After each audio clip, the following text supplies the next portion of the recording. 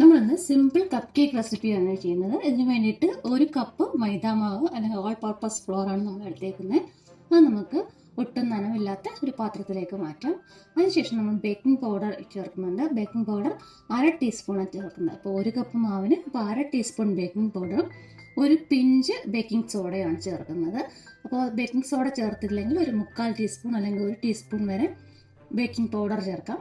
ഇങ്ങനെയും ചേർക്കാം. അപ്പോൾ ഇതൊന്നും നമ്മൾ ജസ്റ്റ് ഒന്ന് മിക്സ് ചെയ്തിട്ട് നമ്മൾ ഒന്ന് അരിച്ചെടുക്കുകയാണ് ചെയ്യുന്നത്. അരിച്ചെടുക്കുമ്പോൾ എല്ലായിടത്തും ഒരുപോലെ ബേക്കിംഗ് പൗഡറും ബേക്കിംഗ് സോഡയൊക്കെ മിക്സ് ചെയ്ത് കിട്ടാൻ വേണ്ടിയിട്ടാണ് ഇതുപോലെ അരിച്ചെടുക്കുന്നത്.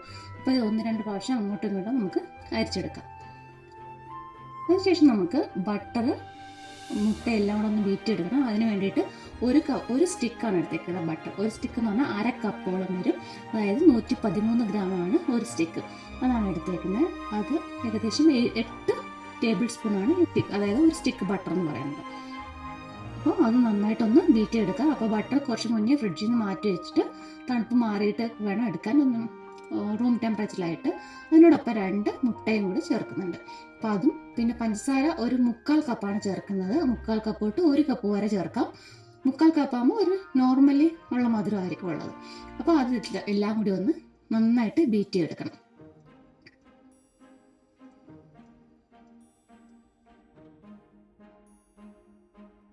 അപ്പോൾ അത് 3rd സ്പീഡിലൊക്കെ ഇട്ട് നന്നായിട്ട് ബീറ്റ് ചെയ്തെടുക്കാം.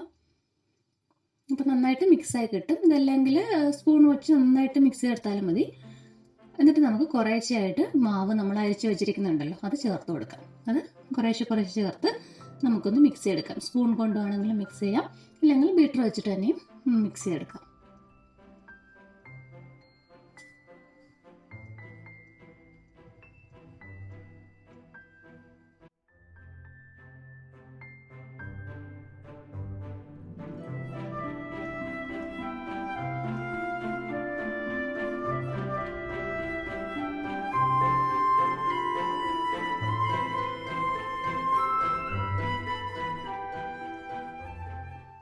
അതോടൊപ്പം തന്നെ നമ്മൾ ഇതിനകത്തേക്ക് ഒരു 1/2 ടീസ്പൂൺ വെനില എസൻസ് കൂടി ചേർക്കുന്നുണ്ട്.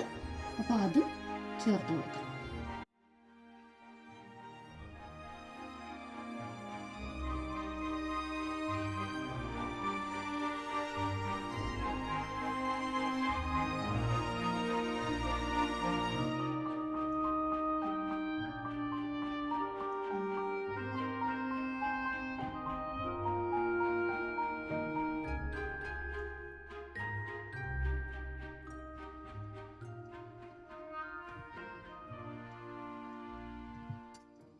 അപ്പോൾ മിക്സ് ചെയ്ത് കഴിയുമ്പോൾ കാണാം കുറച്ച് ഇത് കട്ടിയായിട്ടിരിക്കുന്നത്. അപ്പോൾ മാവ് നമുക്ക് അത്ര കട്ടിയായിട്ടല്ല വേണ്ടത്.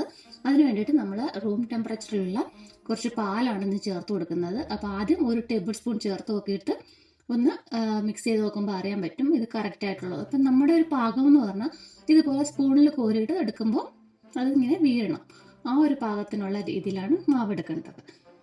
അപ്പോൾ അങ്ങനെ ആയി കഴിഞ്ഞാൽ നമുക്ക് നിർത്തിയിട്ട് ബാക്കി നമുക്ക് ഒരു കപ്പ് കേക്കിൻ്റെ മോൾഡ് ഉണ്ടെങ്കിൽ അങ്ങനെ, എന്നിട്ട് നമുക്ക് ലൈനർ വെച്ചിട്ട് ഓരോ സ്പൂൺ ഒഴിച്ചു കൊടുക്കാം അതിലേക്ക്.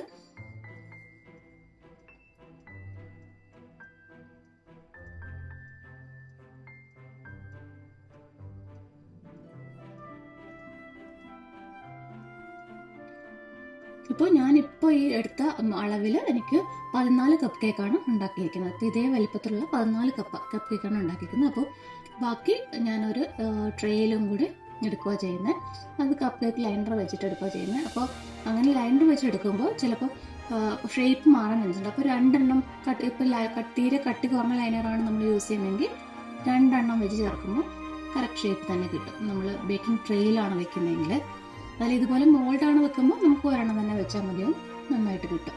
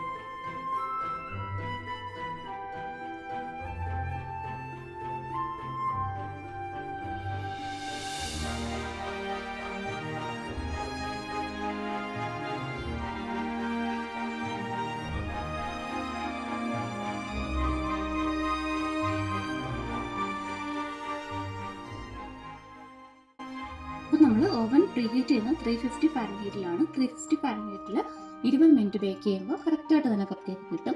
അത് നമ്മൾ ഡിഗ്രി സെൽഷ്യസിലാണെങ്കിൽ 180 ഡിഗ്രിയിലാണ് നമ്മൾ 20 മിനിറ്റ് ബേക്ക് ചെയ്യുന്നത്. അപ്പോൾ കറക്റ്റായിട്ട് കപ്പ് കേക്ക് റെഡി ആയിട്ട് വരും. അപ്പോൾ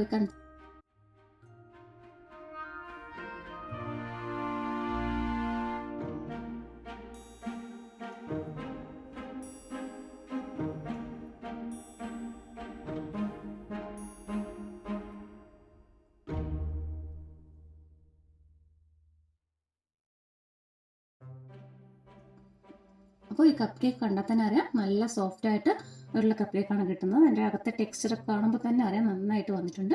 അപ്പോൾ നിങ്ങളത് ട്രൈ ചെയ്ത് നോക്കണം. അപ്പോൾ ഇതുപോലെ തന്നെ നമ്മുടെ ചാനൽ മറക്കാതെ സബ്സ്ക്രൈബ് ചെയ്യണം. അപ്പോൾ ഞാൻ വീണ്ടും വീഡിയോസ് വരുമ്പോൾ നോട്ടിഫിക്കേഷൻ നിങ്ങൾക്ക് ലഭിക്കും. വീണ്ടും മറ്റൊരു വീഡിയോ.